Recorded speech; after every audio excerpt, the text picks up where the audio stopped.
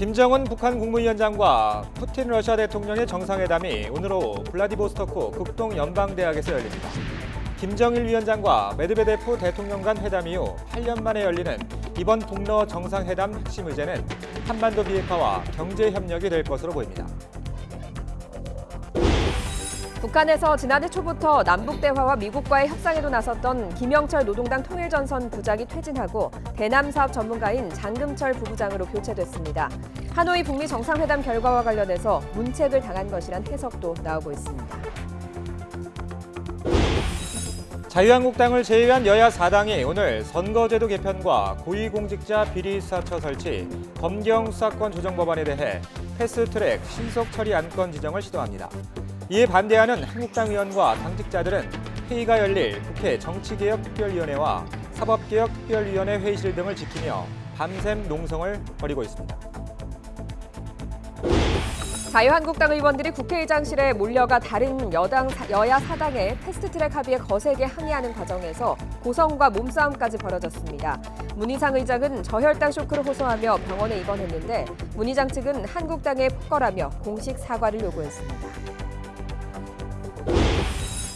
오늘 오후부터 내일 오전까지 전국에 5에서 30mm의 비가 내리고 강원 중북부 산간에는 1cm 안팎의 눈이 오겠습니다. 특히 대기 불안정으로 중부와 경북 지방에는 돌풍과 벼락이 동반될 것으로 보여 시설물과 농작물 관리에 주의가 필요합니다.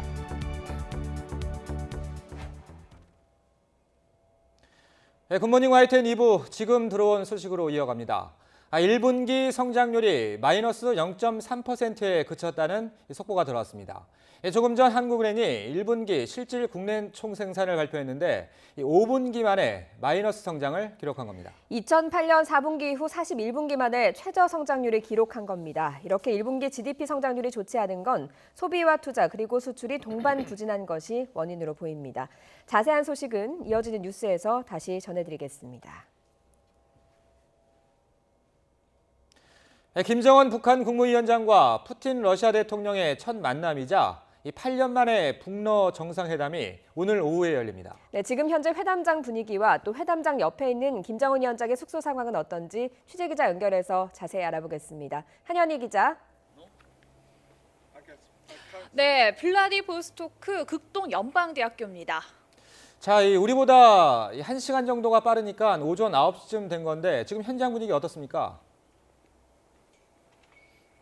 네, 지금 제가 있는 곳은 회담장과 그리고 김정은 위원장의 숙소가 있는 블라디보스토크 극동연방대학교 앞입니다. 저희가 1시간 반 전에는 김정은 위원장의 숙소를 배경으로 방송을 전해드렸었는데요. 지금은 날이 밝으면서 경계가 더 강화되고 있는 상황입니다. 숙소 옥상에 북측 경호요원이 올라가서 지금 취재진들이 숙소 방향으로 카메라를 들이대는 것을 막고 있는 상황입니다. 조용한 가운데 굉장히 삼엄한 경계가 이어지고 있는 건데요. 숫자가 조금 줄어들기는 했지만 이른 새벽에도 숙소 주변에 배치된 보안 요원들은 자리를 지키고 있었습니다. 만약의 사태에 대비해서 주변 경계를 늦추지 않고 밤새 자리를 지킨 것으로 보입니다. 바로 옆에 있는 회담장 주변 역시 소수의 경호 인력이 지키는 것 외에 아직은 특이사항은 없는 상황입니다. 애초 회담을 위해서 휴교령이 내려질 것이란 관측도 있었지만 숙소와 회담장 주변의 통제가 이루어질 뿐 수업은 계속되고 있는데요. 학생들 역시 북러 두 정상의 만남을 관심 있게 지켜보고 있습니다. 이런 가운데 조선중앙통신은 김정은 위원장이 기차역에서 환영을 받았다며 하루 만에 김정은 위원장의 블라디보스토크 도착 소식을 전했습니다. 네, 오늘 두 정상이 만나게 되면 어떤 이야기를 나누게 될지도 관심이 쏠리고 있죠. 네, 빡빡한 일정을 소화하고 있는 푸틴 대통령은 오늘 오전 이곳 블라디보스토크에 도착할 예정입니다. 러시아 측은 정상회담이 이곳 현지 시각으로 오후 1시에서 2시 사이, 우리 시간으로는 낮 12시에서 1시 사이에 이뤄질 것이라고 밝혔는데요. 중국의 1대1로 행사가 예정된 만큼 푸틴 대통령은 여기서 숙박을 하지 않고 회담을 마치는 대로 이곳을 떠날 것으로 알려졌습니다. 회담 직후 늦은 오찬이 진행될 가능성이 큽니다. 있습니다. 러시아는 이번 만남의 핵심 의제가 한반도 비핵화라고 밝혔습니다. 그런 만큼 북러 양측이 현재 지지부진한 비핵화 협상에 대한 의견을 교환할 전망인데요. 북측은 러시아의 지지를, 러시아는 비핵화 협상에서의 입지 확대를 기대하는 것으로 전해졌습니다. 그 밖에 북러 경제 협력, 특히 대북 제재에 따라 올해 안에 돌아가야 하는 북한 노동자 문제를 주로 다룰 것이란 관측입니다. 자, 이 회담 전후로 김정은 위원장 일정 알려진 게 있습니까? 네, 러시아 측이 밝힌 일정 외에는 아직 공식적으로 발표된 일정 없습니다. 김정은 위원장이 회담이 진행되기 전 오전에 무엇을 할지는 안개 속인 상황입니다. 오후로 예정된 회담 전에 시찰에 나설 수도 있고 또 캠퍼스 안에서 북한 유학생을 만나서 격려하는 행사를 진행할 가능성도 있어서 주목됩니다. 김정은 위원장의 시찰 예상지는 집사로 불리는 김창선 부장이 사전 답사를 한 곳들이 주로 언급되고 있는데요. 특히 아버지 김정일 국방위원장의 흔적을 따라갈 것이란 관측이 많습니다. 블라디보스토크 시내에 있는 호텔 가반의 경우 김정일 국방위원장이 지난 2002년 방문 당시 잠시 쉬어갔던 곳이고요. 빵 공장 역시 김정일 국방위원장의 흔적이 있는 곳인데다 박물관도 있고 또 관리가 잘 되어 볼거리도 있는 만큼 방문 가능성이 크다는 관측입니다. 그 밖에 러시아 태평양 함대 역사박물관, 또 숙소에서 가까운 러시아 최대 해양관 프리모르스키 오케아나리움 등이 방문지로 언급되고 있습니다. 이외에도 김창선 부장이 다녀간 성공한 로컬 초콜릿 공장과 우유 공장 등도 언론의 주목을 받고 있는데요. 물론 하노이 때처럼 김정은 위원장이 아닌 고위 수행원들이 따로 시찰을 진행할 수도 있다는 관측입니다. 김정은 위원장은 시찰 일정을 마무리하고 이르면 내일 블라디보스토크를 떠날 것으로 알려졌습니다. 지금까지 러시아 블라디보스토크에서 YTN 한현입니다. 이런 가운데 북한에서 대남 대미 협상에 나섰던 김영철 노동당 부위원장이 겸직하고 있던 통일전선 부장 자리에서 퇴진한 것으로 파악됐습니다. 하노이 정상회담 결과와 관련해서 문책을 당한 것이란 해석도 나오고 있습니다. 왕선택 통일외교 전문기자의 보도입니다. 국가정보원이 국회 정보위원회 보고에서 북한 노동당 통일전선 부장이 최근 김영철에서 장금철 부부장으로 교체됐다고 보고했습니다. 국회 정보위원장인 바른미래당 이해운 의원은 기자간담회에서 이같이 밝히고 통전 부장 교체가 김영철 실각인지에 대해서는 판단을 유보했다고 전했습니다. 정치국 위원이라든지 당 정치국 위원, 당 부위원장, 그리고 국무위원 등의 직함을 아직도 가지고 있는 것으로 파악되기 때문에 실각이라고 판단하기는 어렵고 하노이 정상회담 결렬과 관련해 문책됐을 가능성에 대해 이해운 의원은 추가로 공개할 정보 사안은 없다고 말하면서 다만 자신의 판단으로는 문책으로 본다고 말했습니다. 새로 통일전선 부장으로 지명된 장금철 부부장은 미나협이나 아태 평화위원회 등에서 활동하는 등 대남 사업 분야 전문가로 파악됐습니다. 김영철 부위원장이 통전부장 자리에서 나오면서 앞으로 통일전선부는 고유 업무였던 대남 업무에만 전념하고 미국과의 비핵화 협상에서 빠질 것으로 예상됩니다. 한편 김정은 위원장의 블라디보스토크 방문 일정이 시작됐지만 평소 김 위원장 바로 옆에서 밀착 보좌를 담당했던 김여정 당 제1부부장 모습이 보이지 않아 배경에 관심이 집중되고 있습니다. 김여정 제1부부장은 지난해 초 북미 정상회담 추진을 건의한 참모였다는 점에서 하노이 정상회담 결렬과 관련해 위상과 역할이 축소됐다는 분석에 힘이 실릴 전망입니다. YTN 왕선택입니다. 이처럼 북한 통일전선부장이 전격 교체된 데 대해 미 국무부는 북한과 건설적인 협상을 계속해 나갈 준비가 돼 있다는 입장을 밝혔습니다. 국무부 대변인실 관계자는 이번 교체가 북미 협상에 미칠 영향 등을 묻는 한국 언론의 질의에 대해서 관련 보도를 알고 있다며 이미 밝혀온 대로 여전히 건설적인 협상에 관여할 준비가 돼 있다고 밝혔습니다. 앞서 김 부위원장은 북러 정상회담 수행단에 포함되지 않으면서 비핵화 협상에서 손을 떼는 게 아니냐는 관측이 제기됐습니다. 다음 소식입니다. 아수라장이 된 국회 상황, 어제 오늘 온종일 뉴스로 보셨을 텐데요. 오늘이 운명의 날입니다.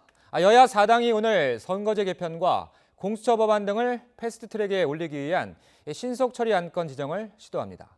하지만 자유한국당은 실력 저지로 막겠다는 입장이라 큰 충돌이 불가피해 보입니다. 국회 취재기자 연결해서 들어보겠습니다. 우철희 기자. 네, 국회입니다. 자, 아직 이른 시각이긴 한데 벌써 전운까지 감는다고요? 네, 여야 4당이 선거제도 개편과 고위공직자 범죄수사처 설치 그리고 검경 수사권 조정 패스트트랙을 처리하기로 합의한 날 바로 오늘입니다.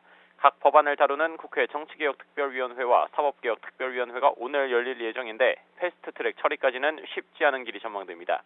관건은 크게 두 가지 정도로 보입니다. 패스트트랙 처리를 위해서는 먼저 소관위원회에서 제적위원 5분의 3 이상의 동의가 있어야 합니다. 공수처와 검경 수사권 조정을 다루는 사개특위의 경우 여야 4당 위원 가운데 한 명만 반대를 해도 패스트트랙 처리는 무산됩니다. 그런데 바른미래당 간사인 오신환 의원이 패스트트랙 처리로 결론 내린 당의 입장에 반발하며 반대 의사를 굽히지 않고 있습니다. 이에 김관영 원내대표가 반대파인 오신환 의원을 찬성파인 최이배 의원으로 사보임, 그러니까 교체하려고 하는 상황입니다. 바른미래당 오신환 의원과 유승민 의원 등 바른정당 출신 의원들이 사보임계 제출을 어젯밤 늦게까지 몸으로 막아섰습니다. 하지만 국회 사무처가 팩스로도 제출이 가능하다고 유권 해석을 내리면서 바른미래당 관계자가 오늘 오전에 이 방법을 통해서 사보임계를 제출하고 문희상 국회의장에 허가를 요청할 예정입니다. 자유한국당 역시 패스트트랙 처리에 결사 반대를 외치고 있는 상황입니다. 어제 국회의장실을 항의 방문해서 문희상 의장에게 사보임 불허를 강력 요구한 데 이어 정개특위와 사개특위 회의장 철야 농성까지 이어갔습니다. 오늘 회의가 예정대로 진행될 경우 실력 저지까지 불사할 것으로 보이는데 정개특위와 사개특위 위원장이 각각 정의당과 더불어민주당 소속인 만큼 경호권 발동까지 예상되는 상황입니다. 패스트트랙 처리를 둘러싸고 국회에는 전운이 감돌고 있습니다. 지금까지 국회에서 YTN 오철입니다. 자유한국당은 문희상 국회의장이 이미자 의원을 성추행해 씻을 수 없는 수치심을 줬다면서 의장직 사퇴를 요구하고 법적 조치를 예고했습니다. 한국당은 긴급의원총회를 열어 문 의장이 두 손으로 임 의원의 배와 양 볼을 만지는 등 부적절한 신체 접촉을 해 임 의원과 국민이 심한 모멸감을 느꼈다고 주장했습니다. 앞서 한국당 의원들은 국회 사법개혁특별위원회 바른미래당 간사인 오신환 의원의 사보임을 저지하기 위해 문 의장을 항의 방문했습니다. 그러나 문 의장 측은 사실상 감금 상태가 빚어졌다면서 공식 사과를 요구했습니다. 국회의장 대변인실은 입장문을 내고 나경원 원내대표 등 한국당 의원들이 의장 집무실에 막무가내로 밀고 들어와 고성을 지르고 겁박한 것은 있을 수 없는 폭거라면서 이같이 주장했습니다. 이런 가운데 오늘 추경 예산안이 국회에 제출됩니다. 6조 7천억 원 규모인데 이번 추경안을 바라보는 여야의 시각차는 극명합니다. 게다가 앞서 보신 대로 여야 간 대치가 극에 달한 상황이라 통과까지는 상당한 진통이 예상됩니다. 오인석 기자가 보도합니다. 미세먼지와 산불 대응 등 국민 안전에 2조 2천억, 경기 대응과 민생경제 지원에 4조 5천억이 편성된 추가 경정 예산안이 오늘 국회에 제출됩니다. 정부는 이번 추경으로 미세먼지 7천 톤이 추가로 줄고 직접 일자리 7만 3천 개가 늘 것으로 전망하고 있습니다. 기획재정부는 추경이 효과를 거두기 위해서는 집행 타이밍과 속도가 무엇보다 중요하다는 입장입니다. 다음 달에 추경이 통과되면 성장률도 0.1%포인트 높아질 것으로 기대하고 있습니다. 추경안이 빠른 시간 내 국회를 통과되어 그 혜택이 국민에게, 국가 경제에 그리고 각 기업에 신속하고도 고루 전달되기를 기원하며 이를 위하여 국민과 국회, 언론의 협조를 간곡히 부탁드립니다. 하지만 추경의 국회 처리 과정은 쉽지 않을 전망입니다. 문재인 정부의 앞선 두 차례 추경안의 국회 통과에는 45일이 걸렸는데 이번에는 3조 6천억 원의 적자 국채까지 발행해야 하기 때문에 야당 동의가 쉽지 않은 상황입니다.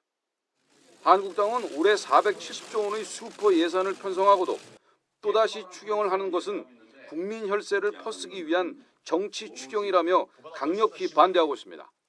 문 정부의 이번 추경은 총체적 부실 추경이자 내년 총선을 겨냥한 명백한 정치 추경입니다. 특히 선거제 개혁 법안 패스트트랙 논란으로 전국이 얼어붙으면서 추경안 심사가 언제 시작될지조차 가늠하기 어려운 게 현실입니다.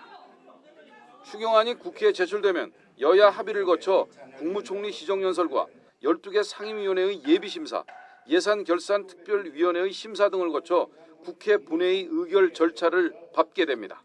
YTN 오인성입니다.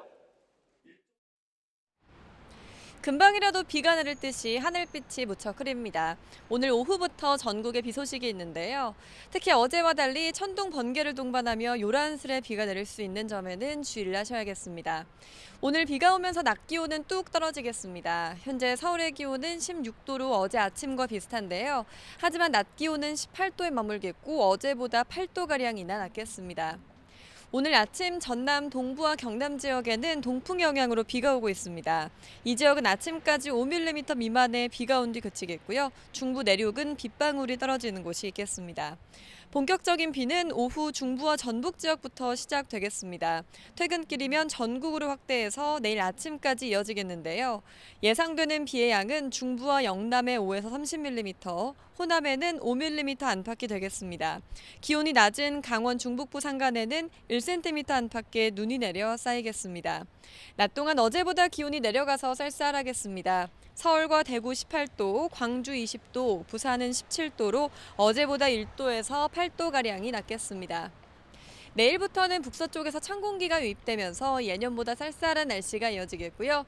이 쌀쌀한 날씨는 주말 낮부터 평년 기온을 회복하면서 누그러지겠습니다. 지금까지 YTN 야외 스튜디오에서 박현실입니다. 경남 창원에서 조현병을 앓고 있는 10대가 윗집에 사는 할머니에게 흉기를 휘둘렀습니다. 외출을 하려고 집에서 나선 할머니는 영문도 모른 채 희생됐습니다. 오태인 기자가 취재했습니다. 구급대원들이 아파트 엘리베이터에 황급히 오릅니다. 뒤이어 경찰 모습도 보입니다. 잠시 뒤 한 여성이 들것에 실려 옮겨집니다. 여성은 아파트 6층에 사는 70대 할머니. 흉기에 크게 다쳐 병원으로 옮겨졌지만 숨졌습니다. 옆으로 누가 있는 거 그런데 비가 있더라고. 내가 막 놀래가 팍 찌르고 내가 집을 뛰어들었다. 할머니에게 흉기를 휘두른 사람은 아래층에 사는 18살 장모군. 피의자 장군은 피해자 집이 있는 이곳 복도에서 30분 이상 피해자를 기다린 뒤 외출하는 피해자를 향해 흉기를 휘둘렀습니다. 장군은 범행을 저지른 뒤 부금미술관에서 태연하게 손을 씻기도 했습니다. 폭력적인 성향 때문에 학교 생활에 제대로 적응하지 못한 장군은 1학년 때 다니던 고등학교를 자퇴했습니다. 같은 해 정신과 진료를 받고 조현병 판정을 받아 약을 먹어왔습니다. 경찰은 진술 등으로 미뤄 장군이 애니메이션을 본 뒤 피해망상을 일으켰을 가능성이 큰 것으로 보고 있습니다. 애니메이션, 우리 만화 영화 같은 거 그런 걸 이제 많이 보게 되는데 그 내용 중에 어떤 그 사람이 뇌와 뇌가 연결돼 가지고 할머니 몸이 그 내 머릿속에 들어와 가지고 할머니가 움직일 때마다 내 뼈가 부서지는 같은 고통을 느낀다. 경찰은 범죄 심리 분석관을 투입해 정확한 범행 동기를 밝히기로 했습니다. YTN 오태인입니다. 김학의 전 법무부 차관 사건을 재수사하는 검찰이 성범죄 의혹에 관한 새로운 증거를 확보하면서 공소시효 특례를 적용할 수 있을지 검토하고 있습니다. 검찰 수사단은 최근 지난 2007년 11월 김 전 차관과 윤중천 씨 또 여성의 모습이 담긴 성행위 동영상의 캡처 사진을 확보했습니다. 특수강간죄의 공소시효가 15년으로 늘어난 2007년 12월 21일보다 한 달 앞서서 촬영된 영상으로 연장된 공소시효를 적용하기는 어렵습니다. 하지만 2010년 성폭력 특례법 개정으로 신설된 공소시효 특례 조항에 따르면 범죄를 증명할 수 있는 과학적 증거가 있는 경우 공소시효를 10년 더 연장할 수 있습니다. 검찰은 김 전 차관과 건설업자 윤중천 씨에게 성폭행을 당했다고 주장해온 여성을 소환했습니다. 검찰 수사단은 어제 오후 여성 A씨를 비공개로 불러서 참고인 조사를 벌였습니다. 검찰은 A씨를 상대로 과거 검찰과 경찰 수사 과정에서 주장했던 성폭력 피해와 관련해 사실관계를 확인한 것으로 전해졌습니다.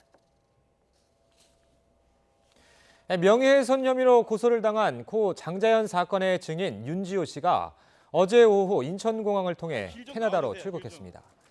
윤 씨는 공항에서 만난 취재진에게 자신은 죄가 없다면서 당연히 맞고소하겠다며 법적 대응도 예고했습니다.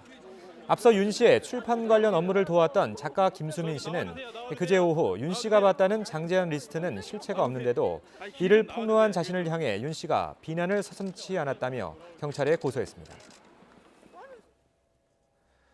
이처럼 진실 공방에 휩싸인 채 출국한 윤지호 씨는 고 장자연 사건을 조사하는 검찰 진상조사단의 핵심 증인입니다. 검찰 진상조사단은 윤 씨의 진술이 믿을 만한지 검증하고 있는데 재수사로 이어질지 관심입니다. 다음 달 초에 조사 결과를 최종 보고할 계획입니다. 권남기 기자가 취재했습니다. 고 장자연 사건을 조사 중인 대검찰청 과거사 진상조사단은 다음 달 8일쯤 사건 최종 보고를 할 계획입니다. 이를 검토한 법무부 과거사위원회의 판단에 따라 검찰 재수사 공고 여부가 결정됩니다. 김학의 사건처럼 지금 처벌이 가능한 범죄 혐의를 찾을 수 있느냐가 핵심입니다. 조사단은 우선 장 씨 소속사 대표였던 김종승 씨를 수사할 필요가 있다고 봤습니다. 김 대표가 이종걸 의원 명예훼손 사건 재판에서 연예인을 폭행한 적이 없다는 등 다수의 거짓 증언을 했다는 겁니다. 하지만 이 밖에 술 접대 강요나 부실 수사 관련 의혹은 공소시효가 지나 사실상 처벌이 어렵다는 관측이 나옵니다. 최근 제기된 약물 성폭행 의혹은 시효가 남아있어 수사가 가능하지만 조사단 내부에서도 의견 차이가 큽니다. 장 씨가 술자리에서 약물에 취했던 것으로 보인다는 여러 사람의 진술이 있다는 쪽과 진술 자체가 믿을 만한지는 좀 더 살펴야 한다는 의견이 갈리는 것으로 전해집니다. 장자연 사건의 주요 증인으로 주목받은 윤지호 씨도 조사단에서 장 씨의 약물 의혹 관련 진술을 한 것으로 알려졌습니다. 다만 윤 씨의 진술이 일부 거짓이란 주장이 나오면서 조사단은 윤 씨 진술의 신빙성에 대한 조사도 병행했습니다. 언니가 어떤 상황에서 왜 이 사람들을 거론을 했었는지가 알 수가 있어요. 그렇기 때문에 저는 이걸 성폭행이라고 보고 있는 거죠. 공소시효와 상관없이 사건의 진실을 밝히겠다는 게 조사단의 기본 방침이지만 실제 처벌로 이어질지는 아직 미지수입니다. YTN 권남기입니다. 가수 박유천 씨가 국가수 감정에서 마약 양성 반응이 나오자 기자회견은 왜 자처했던 건지 이해할 수 없다는 비난 여론이 거셉니다. 소속사도 참담한 심경이라며 전속 계약을 해지해 사실상 연예계에서 퇴출했습니다. 박석영 기자가 보도합니다. 불과 2주 전 박유천은 마약 투약 의혹 등에 대해 직접 해명하고 싶다며 기자회견을 열었습니다.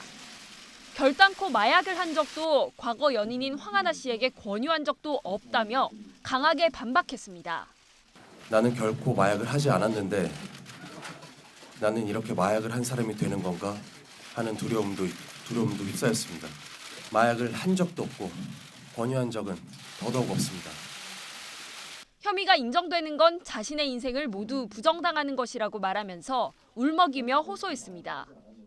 혐의가 인정된다면 이것은 연예인 박유천으로서 활동을 중단하고 은퇴하는 문제를 넘어서 제 인생 모든 것이 부정당하는 것이기 때문에 절박한 마음으로 왔습니다. 그런데 국립과학수사연구소의 마약 정밀 감정 결과는 충격적이었습니다. 양성, 그러니까 마약류에 대한 반응이 나온 겁니다. 뻔뻔한 거짓말에 마지막까지 박유천을 지지했던 팬들도 등을 돌렸습니다.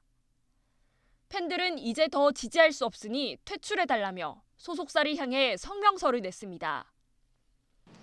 지난 2010년부터 함께한 소속사 역시 곧바로 전속계약 해지를 결정했습니다.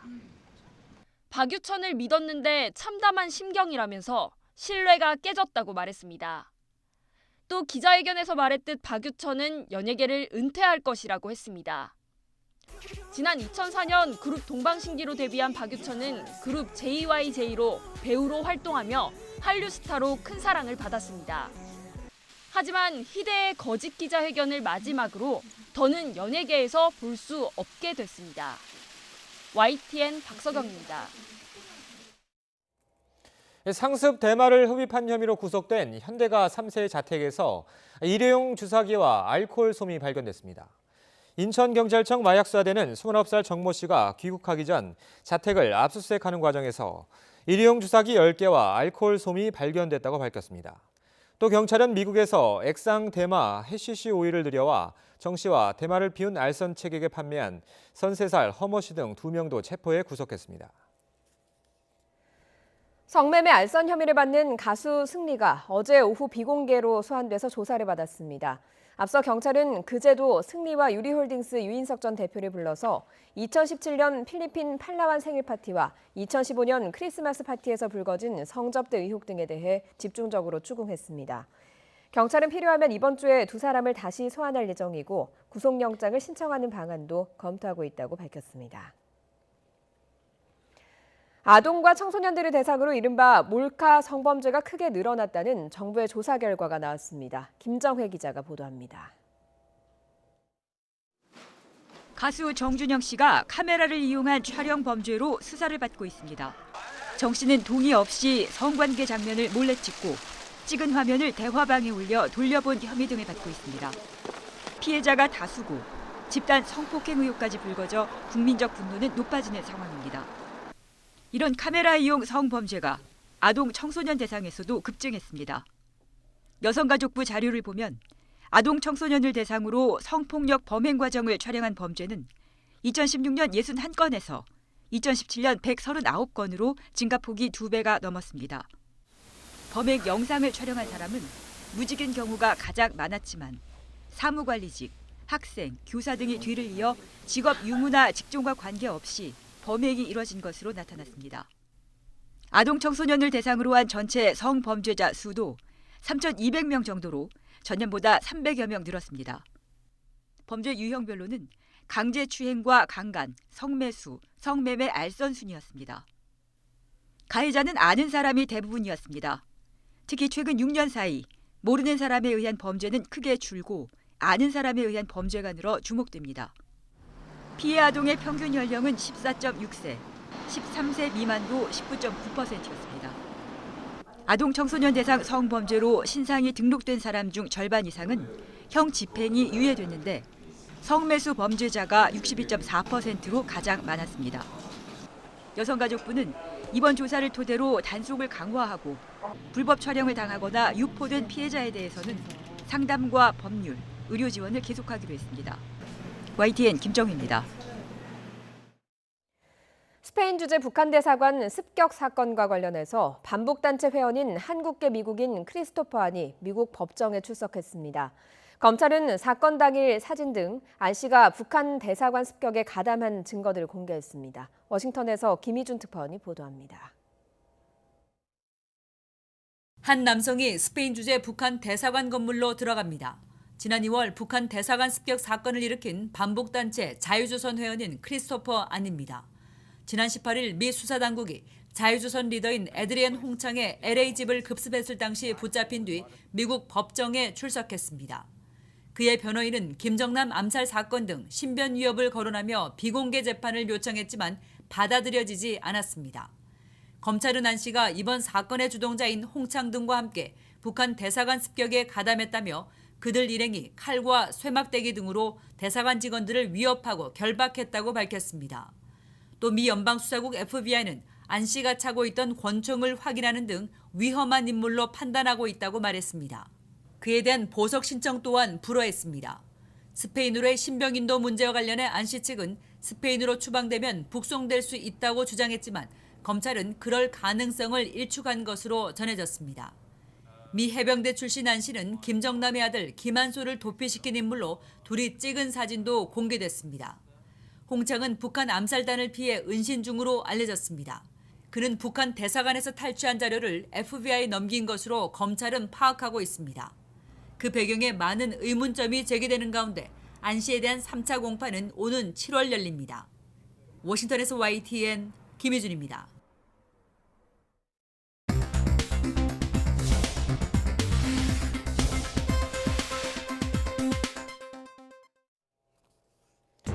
이 시각 보도국입니다. 문재인 대통령은 오늘 오후 청와대에서 이미선, 문형배 신인 헌법재판관에게 임명장을 수여합니다. 문 대통령은 두 재판관에게 임명장을 전달한 뒤 환담을 나눌 예정이어서 이 재판관의 주식 보유 논란 등에 대한 문 대통령의 언급이 있을지 주목됩니다. 김학의 전 법무부 차관의 뇌물 성범죄 의혹을 수사하는 검찰이 오늘 오전 10시 건설업자 윤중천 씨를 피의자 신분으로 재소환합니다. 검찰은 윤 씨를 상대로 김 전 차관에게 건넸다는 뇌물 의혹과 별장 동영상 등에 나온 성범죄 정황에 대해 추궁할 계획입니다. 트루킹 댓글 조작 혐의로 1심에서 법정 구속됐다가 보석으로 풀려난 김경수 경남지사가 오늘 석방 뒤 처음으로 재판에 출석합니다. 서울고등법원은 오늘 오후 3시 김 지사의 항소심 3번째 공판을 진행합니다. 재판부는 양측이 신청한 증거와 증인 등을 검토하고 앞으로 구체적인 심리 계획을 논의할 것으로 보입니다. 직권남용과 공직선거법 위반 등의 혐의로 재판에 넘겨진 이재명 경기지사의 결심 공판이 오늘 오후 2시에 열립니다. 이 지사는 오늘 재판에 출석해 검찰의 구형에 맞서 최후 진술을 할 예정입니다. 이 시각 보도국이었습니다.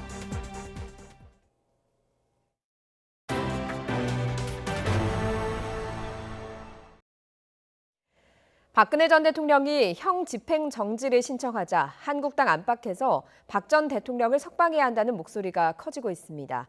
이른바 태극기 세력을 포함해 지지층의 결집을 노리는 계산이 깔려있다는 분석인데 나머지 정당의 생각은 확연하게 다릅니다. 김영수 기자입니다. 경북 구미를 지역구로 두고 있는 대표적 친박계 자유한국당 백승주 의원이 기자회견을 열고 박근혜 전 대통령의 형 집행 정지를 호소했습니다. 국민 여러분, 인권보호, 무죄 추정의 원칙, 불구속 재판의 원칙 등 헌법적 가치가 만인에게 동등하게 적용되어야 합니다. 정진석 의원은 SNS에 재판 과정에서 박 전 대통령에게 씌워진 가짜뉴스가 드러났다면서 저항할 힘이 없는 여인을 감옥에 가둘 이유가 없다고 주장했습니다. 비박계 좌장 김무성 의원은 형집행정지 청원에 동참해달라는 서한을 당내 의원들에게 돌리기도 했습니다. 김 의원은 지난 2016년 박 전 대통령의 탄핵안 통과에 결정적인 역할을 한 인물입니다. 여기에 황교안 대표까지 나서 불구속 재판의 필요성을 강조하자 아프시고 또 여성의 몸으로 감당하기 어려운 이런 상황에 계신 점을 감안해서 국민들의 바람이 이루어지기를 바랍니다. 검찰에 제출된 형 집행정지 청원서에 모두 70명이 이름을 올렸습니다. 여야 강대강 대치 속에 내년 총선을 앞두고 보수 지지층을 결집하려는 의도가 아니냐는 분석도 나옵니다. 여기에 이른바 태극기 세력의 지지를 받는 대한애국당은 박 전 대통령의 석방을 촉구하는 대규모 집회까지 열고 독자 노선을 지키고 있습니다. 죄 없는 박근혜 대통령, 극심한 신체적 고통과 생명의 위협까지 겪는 박근혜 대통령에 대한 형 집행을 중지하라. 반면 한국당을 제외한 여야 4당의 반응은 싸늘하기만 합니다. 과연 국민이 박근혜 전 대통령의 형집행정지를 납득할 수 있을지 국민의 입장에서 다시 한번 생각해 보기를 바랍니다. 이런 가운데 민주당 이해찬 대표는 내년 총선에서 998을 깔끔하게 정리하도록 노력하겠다고 강조하면서 박 전 대통령의 형 집행정지 신청을 계기로 결집하는 보수 세력을 경계했습니다. YTN 김영수입니다. 밤사이 대구에서 주택 화재로 2명이 다쳤습니다. 부산에서는 승용차가 전복되기도 했습니다. 사건 사고 소식 김주환 기자가 종합했습니다. 어젯밤 9시가 좀 넘은 시각 대구시 서구 비산동의 한 다세대 주택 1층에서 불이 났습니다. 이 불로 50대 남성과 60대 여성이 연기를 마셔 인근 병원으로 옮겨졌습니다. 소방당국은 1층 안방에서 불이 시작된 것으로 보고 정확한 화재 원인을 조사하고 있습니다. 도로 한가운데 흰색 소나타 승용차가 뒤집혀 있습니다. 사고가 난 곳은 부산 동래구 안락지하차도 인근. 56살 A씨가 운전하던 승용차가 안락지하차도를 벗어난 직후 오른쪽 차도 방책을 들이받으면서 일어났습니다. 경찰은 운전자가 다치지 않았으며 사고는 운전자의 단순 과실로 추정된다고 밝혔습니다. 앞서 경남 진주시 남해고속도로 창원 방향 지수 나들목 근처에서는 달리던 승용차에서 불이 나 승용차의 엔진룸 등을 완전히 태웠습니다. 사고 당시 운전자는 엔진룸에서 불이 난 것을 확인하고 갓길로 대피해 인명피해는 발생하지 않았습니다. 서울에서는 심장질환을 앓던 60대가 운전 중 의식을 잃으면서 다른 차와 충돌한 뒤 횡단보도에 서 있던 전동 휠체어를 치는 사고가 일어났습니다. 사고 당시 트럭 운전자 67살 정모 씨는 심정지 상태에서 구급대원들의 응급처치를 받고 호흡을 회복했습니다. 전동 휠체어를 탔던 72살 이모 씨는 다행히 크게 다치지 않았습니다. YTN 김주환입니다. 오늘 새벽 2시 20분쯤 울산시 울주군에 있는 비철금속 재련업체 전기실에서 불이 났습니다. 불은 전기실 안에 있는 기계를 태워서 소방서 추산 280만 원의 재산 피해를 내고 40분 만에 꺼졌습니다. 소방당국은 전기장치 노후화로 인한 화재로 추정하고 정확한 화재 원인을 조사하고 있습니다. 주주총회는 회사의 최고 의사 결정 기구입니다. 그런데 실제로는 특정일에 주총이 몰리고 진행 시간도 짧아 대부분 형식적으로 진행되곤 합니다. 이런 문제를 해결하기 위한 방안이 추진됩니다. 백종규 기자가 취재했습니다. 지난달 열린 대한항공 주주총회, 고 조양호 회장이 사내 이사직을 유지할 수 있을지에 관심이 집중됐습니다. 그런데 주총 시간이 짧아 발언권을 얻기 어렵다 보니 시작부터 고성이 난무했습니다. 다른 주제 말씀도 경청해 주시기 바랍니다. 예. 소란이 이어지자 의장이 일부 안건은 서둘러 처리하기도 합니다. 재무제표 및 연결 재무제표 승인 의견은 원안대로 승인되었음을 선포합니다. 이보다 앞서 열린 삼성전자 주총에서는 공간 부족으로 입장 지연 사태가 벌어져 항의가 이어졌습니다. 이런 주총장의 모습이 앞으로는 확 바뀔 전망입니다. 금융당국이 주주의 주총 참여 확대를 위한 방안을 내놓은 겁니다. 우선 주총을 통보할 때 감사보고서도 의무적으로 제공하도록 하고 특정 일자에 주총을 여는 기업의 수를 한정해 주총이 3월 말에 몰리지 않도록 유도한다는 방침입니다. 사업보고서가 첨부가 돼야 되면 3월 말에 사업보고서가 통상 나오는데 결국에 3월 말에 주총을 할 수가 없게 될 겁니다. 그래서 4, 5월 주총도 활성화될 거고. 전자투표도 확대합니다.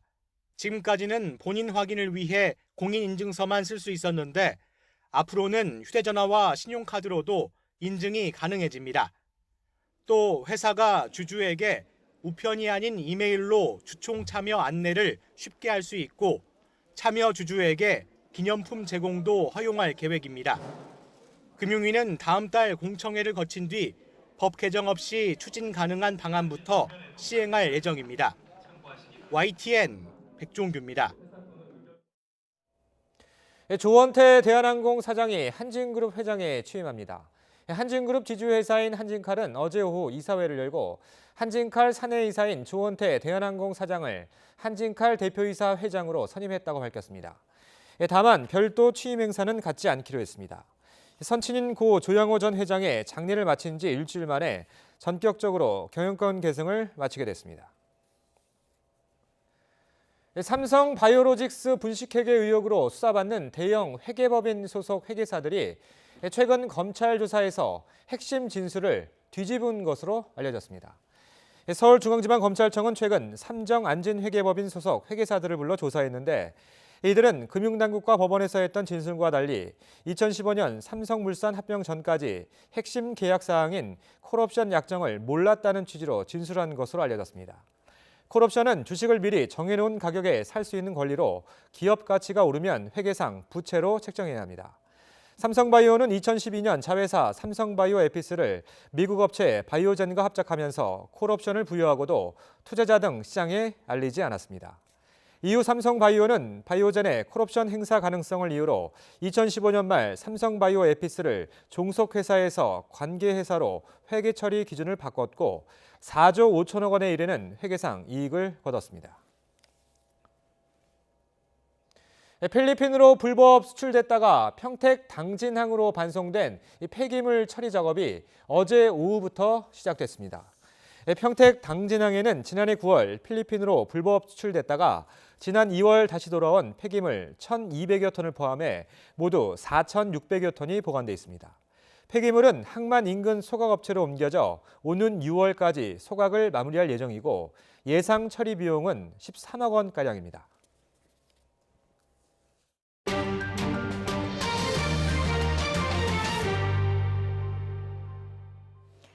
아이들에게 스마트폰을 안 보여줄 수도 없고 그렇다고 마냥 보여줄 수도 없고 부모님들 고민이 이만저만이 아니죠.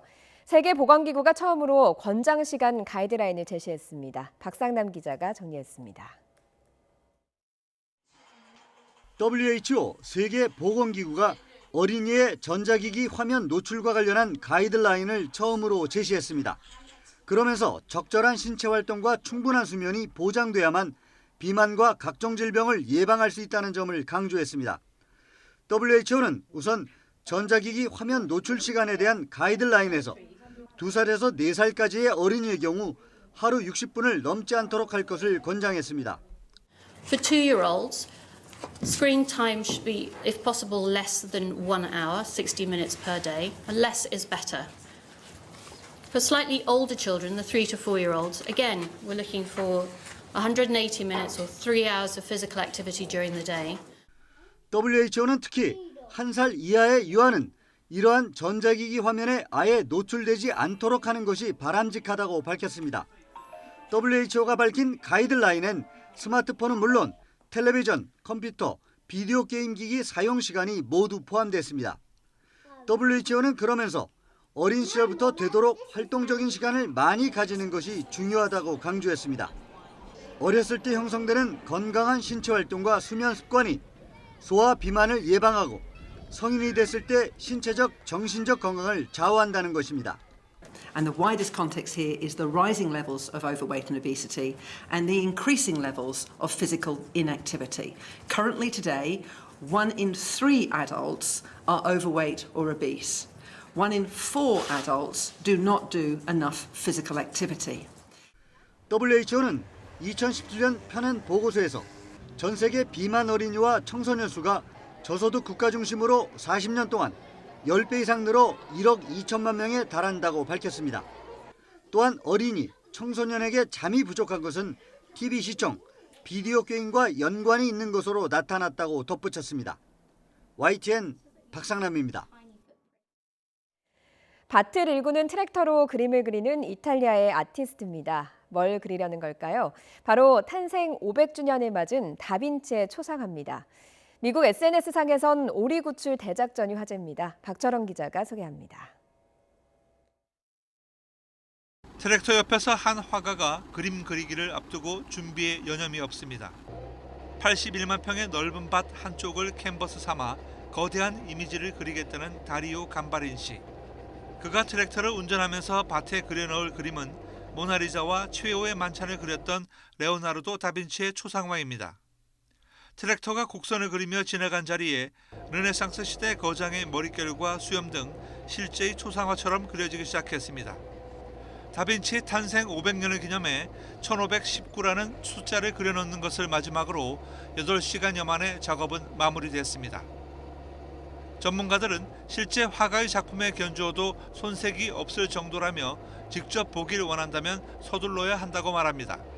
아쉽긴 하지만 며칠 뒤면 실제 농작물을 심기 위해 밭을 일궈야 하기 때문입니다. 미국 캘리포니아의 알라메다 카운티. 한 소방관이 배수관에서 새끼 오리들을 연신 끄집어 올리자 또 다른 소방관이 종이 상자에 담고 있습니다. 배수관에서 길을 잃고 헤매며 구조의 손길을 기다리던 오리들이 구조되는 순간입니다.